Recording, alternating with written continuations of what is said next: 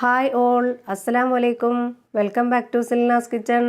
ഇന്നത്തെ റെസിപ്പി ഗോതമ്പ് പൊടി കൊണ്ട് നല്ല ടേസ്റ്റി ആയിട്ടുള്ള ഒരു പലഹാരത്തിൻ്റെ റെസിപ്പിയാണ്. ഈവനിങ് സ്നാക്സ് ആയിട്ടും ബ്രേക്ക്ഫാസ്റ്റ് ആയിട്ടും കഴിക്കാൻ പറ്റുന്ന നല്ല ടേസ്റ്റി ആയിട്ടുള്ള ഈ ഒരു പലഹാരം കുട്ടികൾക്കും വലിയവർക്കൊക്കെ നല്ല ഇഷ്ടാവുന്ന ഒരു റെസിപ്പിയാണ്. അപ്പോൾ എത്ര കഴിച്ചാലും മതി വരാത്ത നല്ല ടേസ്റ്റി ആയിട്ടുള്ള ഈ ഒരു പലഹാരത്തിൻ്റെ റെസിപ്പിയിലോട്ട് കടക്കുന്നതിന് മുമ്പായി എൻ്റെ ചാനൽ ആദ്യമായിട്ട് കാണുന്നവരാണെങ്കിൽ പ്ലീസ് ഒന്ന് സബ്സ്ക്രൈബ് ചെയ്തേക്കണേ. കൂടെ തന്നെ നിങ്ങൾക്ക് ഈ വീഡിയോ ഇഷ്ടപ്പെടുകയാണെങ്കിൽ ഒരു ലൈക്ക് ചെയ്യാനും മറക്കരുത്.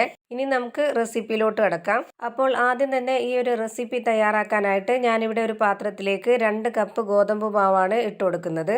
250 ml കപ്പിൽ 2 കപ്പ് ഗോതമ്പ് മാവാണ് ഈ ഒരു പാത്രത്തിലേക്ക് ഇട്ട് കൊടുത്തിട്ടുള്ളത്. ഇനി ഇതിലേക്ക് ആവശ്യത്തിനുള്ള ഉപ്പിട്ട് കൊടുക്കാം. ഇനി ഇതൊന്ന് കുഴച്ചെടുക്കാൻ വേണ്ടിയിട്ട് 1 കപ്പ് വെള്ളം എടുത്തിട്ടുണ്ട്. ഇത് മുഴുവനായിട്ടും ആദ്യം തന്നെ ഒഴിച്ചു കൊടുക്കാതെ കുറച്ച് കുറച്ചായിട്ട് ഒഴിച്ചു കൊടുത്ത് ഇത് നന്നായിട്ടൊന്ന് യോജിപ്പിച്ച് കുഴച്ചെടുക്കാം. ചപ്പാത്തിയൊക്കെ കുഴച്ചെടുക്കുന്ന അതേപോലെ തന്നെയാണ് ഇതും കുഴച്ചെടുക്കുന്നത്.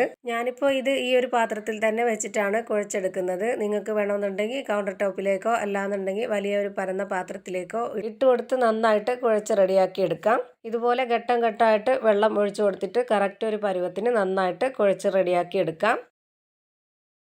1 കപ്പ് വെള്ളം എടുത്തതിൽ ഇനി കുറച്ചുകൂടി വെള്ളം ഒഴിച്ചു കൊടുക്കാനുണ്ട്. അത് മുഴുവനായിട്ടും ഒഴിച്ചു കൊടുക്കേണ്ട ആവശ്യമില്ല. അതിൽ നിന്ന് കുറച്ചുകൂടി ഇതിലേക്ക് ഒഴിച്ചു കൊടുത്തിട്ട് ബാക്കി മാറ്റാം. 2 കപ്പ് ഗോതമ്പ് പൊടി 1/4 കപ്പ് വെള്ളത്തിലാണ് കുഴച്ച് റെഡിയാക്കി എടുത്തിട്ടുള്ളത്. ഇപ്പോൾ ദാ നന്നായിട്ട് മാവ് കുഴച്ച് റെഡിയാക്കി എടുത്തിട്ടുണ്ട്. ഇനി ഈ മാവ് റെസ്റ്റ് ചെയ്യാനൊന്നും വെക്കുന്നില്ല. കയ്യിൽ കുറച്ച് എണ്ണയോ ഓയിലോ ഒന്ന് സ്പ്രെഡ് ചെയ്തതിന് ശേഷം കുറച്ച് മാവ് എടുത്തിട്ട് ഇതുപോലെ ബോൾസ് ആക്കി എടുക്കാം. മാവ് ഒരുപാട് വലിപ്പത്തിലല്ല, ഇതുപോലെ ഈ ഒരു വലിപ്പത്തിലാണ് റെഡിയാക്കി എടുത്തിട്ടുള്ളത്. ഇനി ഞാൻ എല്ലാ മാവും ഇതേപോലെ ഈ ഒരു വലിപ്പത്തിൽ ബോൾസ് ആക്കി എടുക്കുന്നുണ്ട്. ഇനി അടുത്തതായിട്ട് ഇതിലേക്ക് ഒരു കൂട്ട് തയ്യാറാക്കാനുണ്ട്. അതിനായിട്ട് ഞാൻ സ്റ്റൗവിലേക്ക് ഒരു കടായി വെച്ച് കൊടുത്ത് കുറച്ച് എണ്ണയും ഒഴിച്ചു കൊടുത്തിട്ടുണ്ട്. ചൂടായി വന്ന എണ്ണയിലേക്ക് ഒരു 3 അല്ലി വെളുത്തുള്ളിയും ചെറിയ കഷ്ണം ഇഞ്ചിയും ചതച്ചതാണ് ഇട്ട് കൊടുത്തിട്ടുള്ളത്. ഇത് നന്നായിട്ട് എണ്ണയിലൊന്ന് മൂപ്പിച്ചെടുത്തതിന് ശേഷം നമുക്ക് ബാക്കിയുള്ള കൂട്ടും കൂടെ ഇട്ട് കൊടുക്കാം. ഇതുപോലെ എണ്ണയിൽ വെളുത്തുള്ളിയും ഇഞ്ചിയും നന്നായി മൂപ്പിച്ചതിന് ശേഷം നമ്മൾ ബാക്കിയുള്ളതും കൂടെ ചേർത്ത് കൊടുക്കുമ്പോൾ നല്ലൊരു ടേസ്റ്റും മണവുമാണ് ആ ഒരു കൂട്ടിന്. ഇനി ഞാനിതിലേക്ക് 2 വലിയ സവോള ഇതുപോലെ പൊടിയായിട്ട് അരിഞ്ഞത് ഇതിലേക്ക് ഇട്ട് കൊടുക്കുന്നുണ്ട്. ഇനി ഇതിൽ എരിവിന് വേണ്ടി വേറെ പൊടികളൊന്നും ചേർത്ത് കൊടുക്കുന്നില്ല. പകരമായിട്ട് എരിവിന് 2 പച്ചമുളക് കട്ട് ചെയ്തതും ഒരു 5 ഉണക്കമുളകും ഇതിലേക്ക് കട്ട് ചെയ്തിട്ട് കൊടുത്തിട്ടുണ്ട്. ഇനി കുറച്ച് കറിവേപ്പില കൂടി ഇട്ട് കൊടുത്തതിന് ശേഷം ഇത് നന്നായിട്ടൊന്ന് ഇളക്കി യോജിപ്പിച്ച് കൊടുക്കാം. ഇത് നന്നായിട്ടൊന്ന് ഇളക്കി യോജിപ്പിച്ചെടുത്തതിന് ശേഷം ഒരു 2 മിനിറ്റ് ഇതൊന്ന് അടച്ചു വെച്ച് വേവിച്ചെടുക്കാം. ഒരുപാട് വെന്ത് കിട്ടേണ്ട, ചെറുതായിട്ടൊന്ന് വാടി കിട്ടിയാൽ മാത്രം മതി. 2 മിനിറ്റിന് ശേഷം ഇതൊന്ന് തുറന്ന് നോക്കാം. ഇത്രയും മതി, ഇതുപോലെ ഒന്ന് വാടി കിട്ടിയാൽ മാത്രം മതി. ഇനി ഇതിലേക്ക് ഒരു നുള്ള് മഞ്ഞൾപ്പൊടിയും ഗരം മസാലപ്പൊടിയും ആവശ്യത്തിന് ഉപ്പും കൂടെ ഇട്ട് കൊടുത്തിട്ട് നന്നായിട്ട് ഇതൊന്ന് ഇളക്കി യോജിപ്പിച്ച് കൊടുക്കാം. ഇത്രയും ഇട്ട് കൊടുത്തതിന് ശേഷം ഇത് നന്നായിട്ടൊന്ന് ഇളക്കി യോജിപ്പിച്ച് കൊടുക്കാം. ഇനി ഇതിലേക്ക് ഇട്ട് കൊടുക്കുന്നത് ഉരുളക്കിഴങ്ങാണ്. 4 ഉരുളക്കിഴങ്ങുണ്ട്. ഇത് കുക്കറിലിട്ട് വേവിച്ചതിന് ശേഷം തൊലിയൊക്കെ കളഞ്ഞ് നന്നായിട്ട് ഉടച്ചെടുത്തതാണ്. ഇതും കൂടെ ഇട്ട് കൊടുത്തതിന് ശേഷം ഇതെല്ലാം നന്നായിട്ടൊന്ന് യോജിപ്പിച്ചെടുക്കാം. ഇപ്പോൾ ഇതുപോലെ നന്നായിട്ട് യോജിപ്പിച്ചെടുത്തിട്ടുണ്ട്. ഇനി ഒരു 2 മിനിറ്റ് ഇതൊന്ന് അടച്ചു വെച്ച് വേവിച്ചെടുക്കാം. ഈ ഉള്ളി മസാലയൊക്കെ കിഴങ്ങിലും കൂടെ പിടിക്കാൻ വേണ്ടിയിട്ട് ഒരു 2 മിനിറ്റ് നേരം ഒന്ന് അടച്ചു വെച്ച് വേവിച്ചെടുക്കുന്നുണ്ട്. 2 മിനിറ്റിന് ശേഷം ഇതൊന്ന് തുറന്ന് നോക്കാം. ഇപ്പം നമ്മുടെ മസാലയൊക്കെ നല്ലപോലെ റെഡിയായി കിട്ടിയിട്ടുണ്ട്. ഇനി നമുക്കിതിൻ്റെ ഫ്ലെയിം ഓഫ് ചെയ്യാം. ഇനി ഇതൊന്ന് മാറ്റി വെച്ചേക്കാം. അടുത്തതായിട്ട് ഇതുപോലൊരു ബോർഡ് എടുത്തതിന് ശേഷം അതിലേക്ക് കുറച്ച് പൊടി ഇട്ട് കൊടുത്തിട്ട് നേരത്തെ ബോൾസ് ആക്കി വെച്ചിട്ടുള്ള ആ ഒരു ബോൾസിൽ നിന്നും ഒരെണ്ണം ഇതിലേക്ക് വെച്ച് കൊടുത്തിട്ട് നന്നായിട്ടൊന്ന് പരത്തിയെടുക്കാം.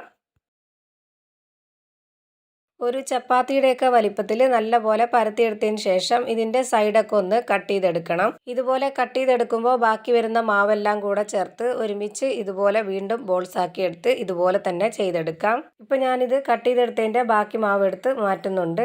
ഇനി ഈ ഷീറ്റിലേക്ക് നേരത്തെ റെഡിയാക്കി വെച്ചിട്ടുള്ള കൂട്ട് വെച്ച് കൊടുക്കുന്നുണ്ട്. ഇതുപോലെ ഒരുപാട് വെച്ച് കൊടുക്കണ്ട, കുറച്ച് ഞാനെടുത്ത് മാറ്റുന്നുണ്ട്. ഒരുപാട് വെച്ച് കൊടുത്തു കഴിഞ്ഞാൽ ഇതിന് കറക്റ്റ് ഒരു ഷേപ്പ് കിട്ടില്ല.